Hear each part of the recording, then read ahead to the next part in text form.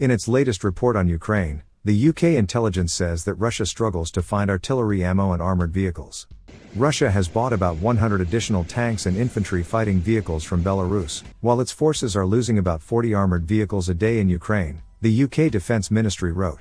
Meantime, the commander-in-chief of the Armed Forces of Ukraine tweeted, "During the full-scale aggression, Ukrainian defenders destroyed twice as many Russian aircraft than the Soviet Union lost during the 10-year war in Afghanistan, 278 aircraft in Ukraine against 118 Soviet aircraft in Afghanistan.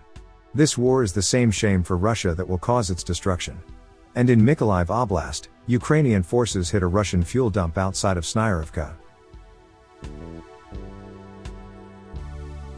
107 Ukrainian soldiers returned home from Russian captivity as a result of another mass prisoner swap, according to Andrei Yermak, the head of the president's office.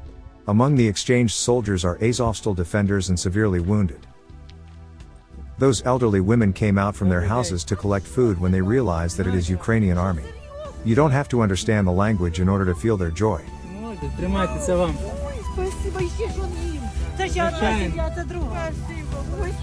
Все, тепер все буде добре. І вам. Щоб ви живі остались і здорові. І вам. Тому що не дай оттуда начнуть, вони нас поб'ють. Не поб'ють. Не поб'ють. Все буде добре. Part of Moscow without electricity. What happened? Karma.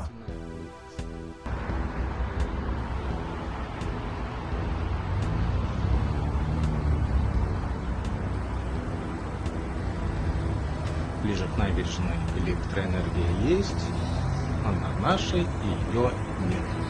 Надеемся, скоро. Thanks for watching, and don't forget to subscribe.